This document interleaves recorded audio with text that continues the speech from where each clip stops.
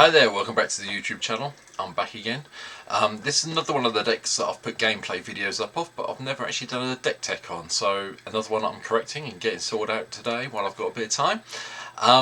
This one is a little bit undifferent, and then there's a Boros deck, and if I say Boros in Commander, you probably think of the Commander it's going to be, so without further ado, let's get on with it.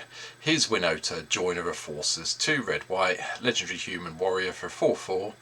And whenever a non-human creature you control attacks, look at the top 6 cards of your library. You may put a human creature card from among them onto the battlefield, tapped and attacking. It gains indestructible at the end of the turn. Put the rest of the cards on the bottom of your library in a random order. Winota's starting to see more players as a CEDH deck. We all know this. And I really needed something that was a little bit more competitive sometimes, so this is why Winota came around. Now, I'm not sure this is the best build. I'm convinced actually it's not the best build because of how I built it. I'm not going to argue about it. But at the end of the day, it's a bit of fun and we do get to go in attacking quite regularly. So let's start with the mana base. Lots of, as you can imagine, red-white lands. We've got Castle Ardenvale, even though it creates human tokens, I needed something to just create some blockers occasionally. We've got Clifftop Retreat, Command Tower, Desert of the Fervent, Desert of the True. We've got Field of the Dead in here as well. We've got a lot of different types of lands, so hopefully we'll get some zombies out of this, will help trigger Winota. Mountains, Plains, Runes, Rustfield Bridge, Sheffield Druids, Sundown Pass, Temple of Triumph, Windstar, Crag. So that's the mana base. The ramp, because we're trying to be a little bit more competitive for this than we usually are. Soul Talismans, Mana Crypt, Soul Ring, Arcane Signet, Boros Signet, so we can try and get Winota out on turn 2. I'm not saying it's going to be possible, but it does happen occasionally and it is good when it does happen. Then it's just really about what creatures we've got in to get through and get these nice little triggers off Winota when we have it in play. Got a little bit of removal in Condemn. Doom Traveller is a human to start with, but it does produce a white spirit token at the end of the day, which will trigger Winota, which is why it's in here. We've got Kytheon in here as well. Having this come into play is not too bad at all, because it comes into play attacking, and at the end of combat, because it comes in at the start, it does flip into Gideon Battleforged quite regularly. Legion's Landing produces some vampire tokens eventually. Well, it comes into play and gives us a vampire, and then if we attack with 3 it gives us transform so we can create the vampires. Again, it triggers Winota. Path to Exile for the removal, Soul Warden to gain some life to keep us alive, along with Soul's Attendant. Yes, they're both humans, so they don't trigger Winota, but hey, well, the life gain's helpful. Legion Loyalist. You might have seen this turn up in my Krenko deck that I posted the other day, but again, it's in this deck as well. It's got haste and it does trigger Winota when we have that. Monastery Sith Spear is purely just a backup haste creature. This is one that is easily replaceable. If you can think of any other 1-drop goblin you'd like to have in this place, feel free to do it. I've got it in at the moment because it does kind of get the prowess triggers occasionally, so it does help. Raging Goblin, Torch Courier, they've both got haste, they're goblins, they trigger. Soul Ring obviously is the ramp. Luminac Aspirant's always good fun to have in, even on the turn 2 drop, okay, it doesn't trigger Winota again, but the +1/+1 counter being kicked around helps. Raise the Alarm gives us white soldier tokens, so they trigger, and likewise Servo Exhibition gives us servos, which trigger Winota. Knight of the White Orchid helps fix our planes. We do have some ways of getting mana out, and this is one of them. Dragon Fodder gives us some tokens like Krenko's Command does. Again, creatures cards you'd have seen in the deck I did the other day on Krenko himself. Loyal Apprentice is quite good fun. At the beginning of your combat on your turn, if you control a commander, create a Flying Thopter artifact creature token with flying. It's got haste until the end of turn. That will trigger Winota quite happily, hence why that's in here. Lightning Helix for a little bit of removal and life gain. Path to Bravery is a bit fun. We do tend to have our life total higher than 40 some of the times with this, and we do gain a life when we attack, and that does pump our creatures up quite happily, so hence why it's here. Queen's Commission gives us vampires to trigger Winota. Sworn Companions gives us more soldier tokens to trigger Companion. Both the tokens that come off these 2 cards have lifelink, which helps keeps us in the game. I've added in Adeline because we might as well just get it in and get it going. Whenever you attack for each opponent, create a 1/1 white human creature token that's tapped and attacking that player or planeswalker. So a bit of pump for the tokens. And So these are the ones we're hoping to hit off Winota, by the way, now, sorry. Asharin is definitely one we want to have come into play off Winota to give any of the warriors double strike, and it does really surprise people, especially if it's indestructible with double strike. Combat Celebrant, so we can get the extra, so we can exert it. Okay, we're not always going to we won't get the trigger off Winota coming into play, but it does hopefully survive the turn, and then we can get it going then. Goblin Assault gives us the goblins come into play with haste. They attack each turn, therefore they trigger Winota each turn, which is great. Likewise, Krenkos here as well for the same reason. When it attacks, we get to put +1/+1 counter on it and create some more goblin tokens. So Krenko comes in and that will trigger Winota. Valakut Awakening's in here just so we can put any number of cards from our hand, a bit of card draw. Also the 37th land. You do need sort of like 37 lands in this deck, and this was my sneaky way of getting around it by having this double face card in the deck. Chandra's in because the elemental creatures will trigger Winota. And Hammer of Perforos, so we will give all our creatures haste, which is a nice little touch for some of the stuff that doesn't have haste when it comes in. So the tokens from Krenko's Command or Queen's Commission, Sworn Companions, etc. If we have this in play, they have haste, they can attack and trigger Winota. Hordening Outburst is just goblin tokens, no other reason for it in here. The next one we're hoping to hit off Winota is Taljek Legion's Edge. Haste Mental, prevent all non-combat damage will be dealt to other creatures you control is very nice.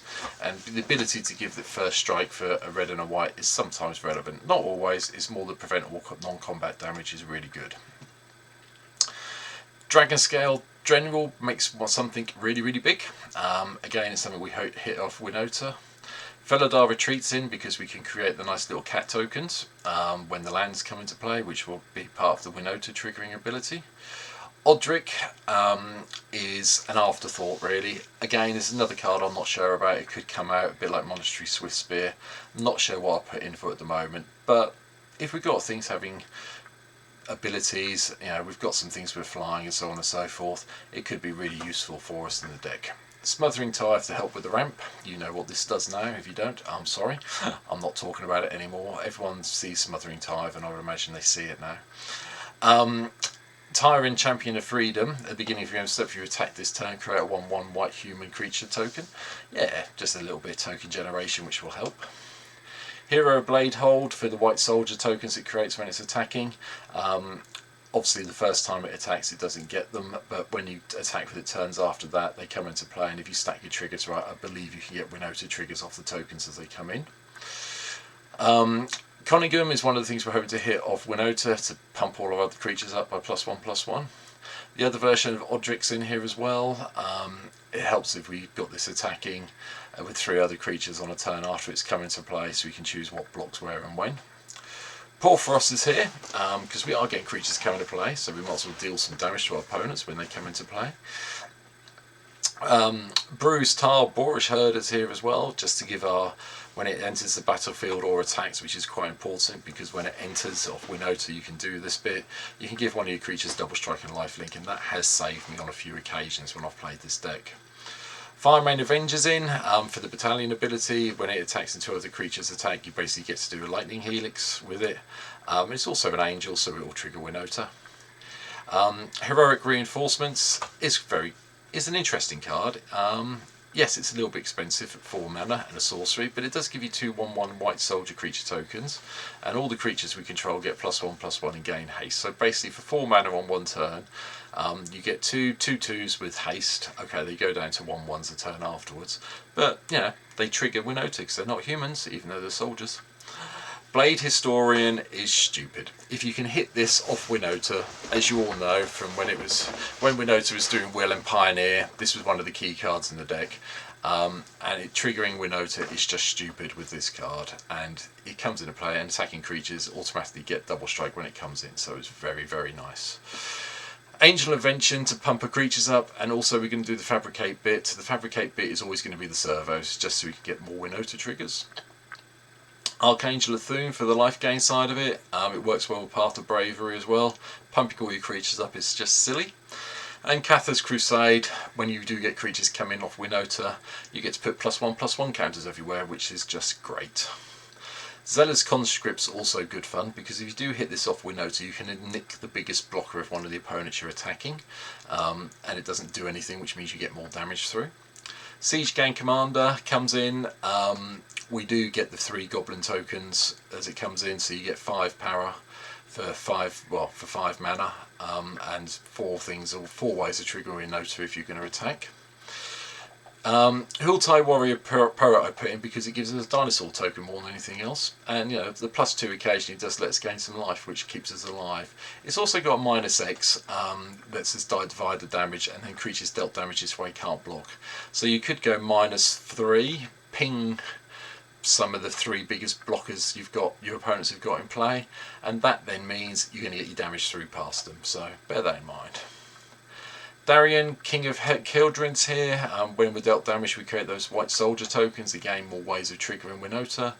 Elspeth gives us white soldier tokens as well that aren't human, and it also blows up anything with power 4 or greater. And then we get the emblem, which, you know, you get the emblem off when Winota, you're going to win the game quite quickly after that. Lana, Selfless Champion, enters the battlefield, create a white 1/1 soldier creature token for each non-token creature you control. Hopefully you'll get a few of them, which will be quite nice for the Winota triggers the turn afterwards. Combustible Gearhulk, so we can draw some cards. There's no other reason for it. Occasionally people will take the damage, but 9 times out of 10 it's the card draw you end up with. Oyora, the War Leaders here, just for that extra untap phase. We can untap everything, attacks for the first time each turn, untap all creatures you control after this phase, so it's an additional combat phase. It does go quite well, and you do get those nice triggers. Angrath's Marauders is a new card I've put in. It came from Ixalan. If a source you control would deal damage to a permanent or player, it deals double that damage to that permanent or player instead. I've included this over everyone's favourite dwarf. Purely because this is human, which means we can get it in off Winota. That's the only reason this is in the deck. And like final card, Secure the Waste. White NX, you can play at the end of the turn of the opponent before you, get all those nice warrior tokens, then hopefully drop Winota and hit several of the humans that you've just been talking about. And that's it. This is a really short deck tech today, but Winota is just something everyone knows by now. I figured it was worth just showing off the deck that I've played before back in, I think it was May when I uploaded the video, so you can go back and find that if you want to. But in the meantime, thanks for watching the YouTube video. Hit the like button, hit the subscribe button, let me know what you think of this deck below. Let me know what I've missed, what I should have included, what I haven't included, and what you'd take out and put in those places. It'd be really nice to know, so let me know in the comment section below. But also go and click on the link to the Twitch channel. As I said in several of the videos recently, as I record this, I'm sitting at 102 subscribers on Twitch. I'd really love to get to 150 before October, before my birthday in October, which is early in October. So if you can go and hit the Twitch, if you've got a Twitch account, go and hit it, go and give me a quick follow over there. If you've got an Amazon Prime subscription you're not using, I'd love to, you know, please use that on me as well. That'd be really nice, but it's not necessary. Just the follows is good for me. And hopefully, if you do all that, I'll get to see you soon on our Twitch stream. And you know, when you come and see me on Twitch and talk to me on Twitch, you also get access to our Discord group that we have set up for Rekmar Gaming, where we literally talk about all the Commander decks we play and do all sorts of things on. So, thanks for watching this. Take care. Like I say, hit the like, hit the subscribe. Let me know in the comments what you think. I'll see you soon. Bye.